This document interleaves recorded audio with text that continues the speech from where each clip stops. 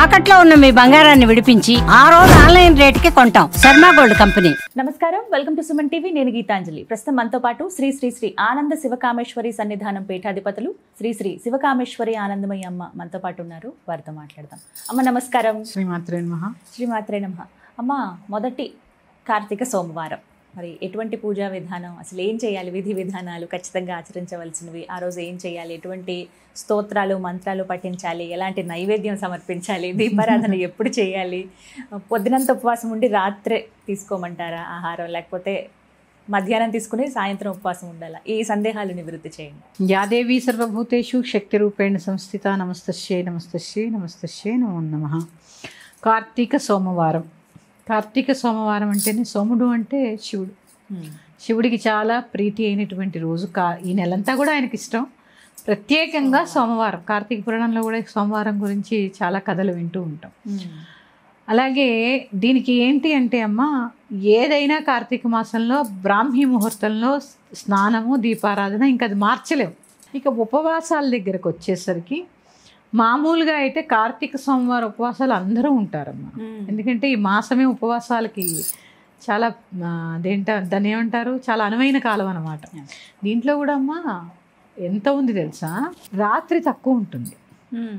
ఎక్కువ ఆహారం తింటే అరగదు కార్తీక మాసంలో. మీరు గమనించండి, సమయం రోజు తక్కువలో అనిపించి ఎక్కువసార్లు భుజిస్తే అరగదు. అందుకే ఉపవాసం చెప్పి ఒక పూట భోజనం ఎందుకు చెప్పారంటే మన ఆరోగ్యం కోసం. ఎక్కువ తినడం వల్ల రకరకాలైనటువంటి అసిడిటీ, గ్యాస్ట్రిక్ ప్రాబ్లమ్స్ వస్తాయి. అందుకని ఏదైనా మన మంచి కోసమే పెట్టారు. ఇక ఉపవాసాల దగ్గరికి వచ్చేసరికి పొద్దున్నే ఖచ్చితంగా ఆ రోజు ఉపవాసం చేస్తున్నాము అంటే మాత్రం బ్రాహ్మీ ముహూర్తంలో లేవాలి, దీపారాధన చేసుకోవాలి, తులసి పూజ చేసుకోవాలి, కార్తీక దామోదర పూజ చేసుకున్న తర్వాత ఉపవాసం ఇంకా పండు పాలు తీసుకుని ఉండొచ్చు. ఇక సాయంత్రానికి చాలామంది ఏం చేస్తారంటే, సాయంత్రం భోజనం చేయాలంటే పొద్దున్నే వండుకొని అక్కడ పెట్టేసి సాయంత్రం పూజ చేసుకుంటారు. అన్ని గంటలు అలా వండి పెట్టింది మళ్ళీ దేవుడి నివేదనకి పనికిరాదు. మధ్యాహ్నం స్నానం చేసుకుని వండాల్సిందే, తప్పదు. మీరు అలా చేయలేనప్పుడు ఉండద్దు. అందుకని, ఎందుకంటే మరీ అంత చల్లగా అయిపోయినవి చూడండి, పొద్దున్న 9ంటికి ఉంటే రాత్రి ఎప్పుడో 7 అంటే ఇంచుమించు 10 గంటలు నిలవ ఉన్న ఆహారాన్ని నివేదన ఎలా చేస్తాం? చెయ్యం కదా. అందుకని మధ్యాహ్నం వండుకోవాల్సిందే. అలాగే ఉపవాసం ఉన్నప్పుడు సాయంత్రం నక్షత్ర దర్శనం, చంద్ర దర్శనం చేసుకుని ఉపవాసాన్ని విడుస్తారు. అలాగే చనివిడి పెసరపప్పు కూడా ఖచ్చితంగా నివేదన చెయ్యాలమ్మా. కొబ్బరికాయ కొడుతూ ఉంటారు. ఇక శ్లోకాలు అంటారా, మన ఇష్టం. శివుడివి చాలా శ్లోకాలు ఉంటాయి కదా, లింగాష్టకం, బిల్వాష్టకం. ముఖ్యంగా రావణకృత విరచిత, రావణాసురుడు రాసినటువంటి శివతాండవ స్తోత్రం ఈ నెల్లాళ్ళు చదువుకోవాలమ్మా. చాలా విశేషం ఉంటుంది. చదివినప్పుడు కూడా ఇలా రోమాలు నిక్కబడుచుకుంటాయి. అవును. తర్వాత సాంబ సదాశివ స్తోత్రం. సాంబ సదా శివ, సాంబ సదా శివ, సాంబ సదా శివ, సాంబ శివ. ఆ స్తోత్రం ఒకటి. అలా అంటే కార్తీక మాసంలో ఉపవాసం అంటే ఏంటమ్మా, ముఖ్యంగా మళ్ళీ చెప్తాను, అందరూ చెప్పేదే అయినా కూడా విని ఒకళ్ళైనా ఆచరిస్తే సంతోషం. ఉపవాసము అంటే దగ్గరగా నివసించడము. అంటే దగ్గర, వాసము అంటే నివసించడము. ఈ ఆహార నియమాలు ఎందుకు అంటే, సాత్వికమైన ఆహారం భుజించడం వల్ల, తక్కువ ఆహారం తీసుకోవడం వల్ల మనకి ఆవలింతలు, నిద్ర. ఎక్కువ భుజించాం అనుకోండి, పట్టు నిండా ఏమొస్తుంది? నిద్ర వస్తుంది. అవునా? అలాంటివి లేకుండా చాలా తేలికైనటువంటి ఆహారం తీసుకోవడం వల్ల భగవన్నామం ఎక్కువ చేసుకునేటటువంటి వీలు ఉంటుంది. అందుకని చెప్పి ఉపవాసం అని పేరు చెప్పాం. మనం ఏం చెప్పాం? భగవన్నామం పక్క పెట్టేసి ఈరోజు ఉపవాసం ఉన్నాం, పొద్దునుంచి సాయంత్రం పులిహార వండుకోవాలా, బొబ్బట్లు వండుకోవాలా, అన్నం వండుకోవాలా, కొబ్బరికాయ పచ్చడి చేసుకోవాలా, మజ్జి పులుసు పెట్టుకోవాలా, ఇదే ఉంటుంది ధ్యాస. అందుకని మితంగా భోంచేయండి, ఆహారం మీద తక్కువ దృష్టి పెట్టండి, అవసరమైనంత వండుకోండి. చక్కగా సాయంత్రం ప్రదోషకాలంలో అభిషేకం చేసుకొని శివుడికి ఒక మారేడు దళాన్ని సమర్పించి, ఇంట్లో శివలింగం ఉంటే మాత్రం తప్పకుండా ఈ 30 రోజులు నీళ్ళు పోయాలి. అవునా? పోయాలండి, సందేహం. మామూలుగా కూడా శివలింగం ఇంట్లో ఉందంటే కాస్త నీళ్ళు పోయాలి ఆయనకి. శాంతి, గృహశాంతి కూడా.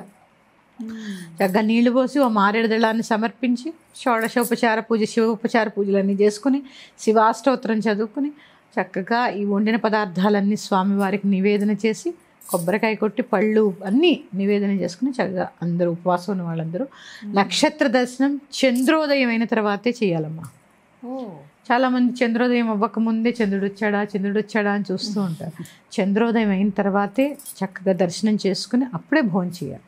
నక్షత్ర దర్శనం ఈ రెండూ చేసుకుని చక్కగా ముఖ్యంగా ఎవరికైనా పెట్టి తినాలి. ఇక్కడ మామూలుగా అయితే ఉపవాసం వడ్డించుకుంటూ ఉంటాం, బ్రాహ్మణులు పిలిచి ఒక్కొక్క వారం అలా పిలిచి వడ్డించుకుంటూ ఉంటాం. అలా వీలు లేని వారు మీ భర్తకే మీ తమ్ముడికే చక్కగా భోజనం వడ్డించుకుని ఉపవాసం అంటారు కదా, భోజనం వడ్డించి తినండి, పెట్టి తినాలి.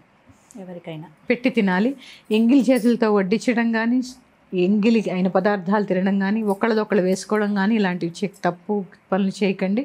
చక్కగా నిష్ఠగా ఉపవాసం ఉన్నారు కాబట్టి నిష్ఠగా వండుకోండి, నిష్ఠగా భుజించండి. పెద్దగా నియమాలంటూ సోమవారం నాడు ఏమి ఉండవమ్మా. సోమవారం తరిగిన కూర తినొచ్చని ఇలా ఏమి ఉండదు, అన్నీ భుజించవచ్చు. ప్రత్యేకంగా ఉసిరికాయతో పచ్చడి చేస్తారు ఇవాళ. సోమవారం ఉసిరికాయ చేస్తారు, ఉసిరికాయ పులిహార, ఉసిరికాయ పచ్చడి ఇలాంటివి చేస్తూ ఉంటారు. ఎందుకంటే కార్తీక మాసం అంతా కూడా ఈ ఉసిరి చాలా శ్రేష్టం. కానీ తినకూడని పదార్థాలు 2 ఉంటాయి కార్తీక మాసం. ఆదివారం రోజు ప్రత్యేకంగా కొబ్బరి, ఉసిరికాయ ఈ 2 తినకూడదు. ఆదివారం నిషిద్ధమైన ఆహారాలు ఉంటాయి కొన్ని. నిషిద్ధమైన ఆహారంలో ఆదివారం నాడు ఖచ్చితంగా ఈ ఉసిరిక అలాగే కొబ్బరికాయ ఈ 2 భుజించకూడదు. సోమవారం నాడు అన్నీ తినచ్చు. పెట్టి తినడం అనేది చాలా ముఖ్యం. దేవాలయానికి కూడా వెళ్ళాలమ్మా, దేవాలయానికి వెళ్ళాలి. పొద్దున్న సాయంత్రమే వెళ్ళండి. పొద్దున్న వెళ్ళండి, సాయంత్రం వెళ్ళొచ్చమ్మా. కొంతమంది ఉపవాసం ఉండి సాయంత్రం వెళ్ళలేని వాళ్ళు ఉదయం వెళ్ళి చక్కగా దీపారాధన చేసుకోండి.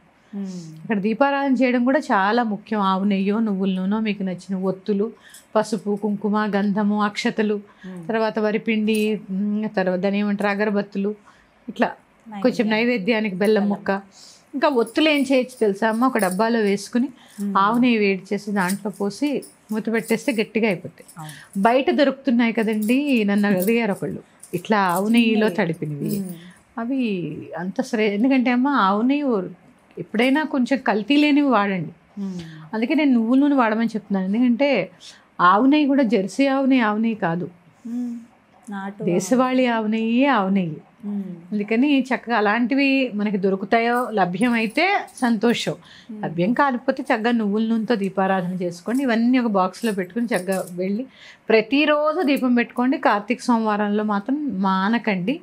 శివాభిషేకం చాలా అవసరం అమ్మ. శివుడి మీద కాసిన నీళ్లు పోయడం, అలాగే ఆ ప్రసాదం అక్కడ కూర్చుని ఏదో ఒకటి చదువుకోండి.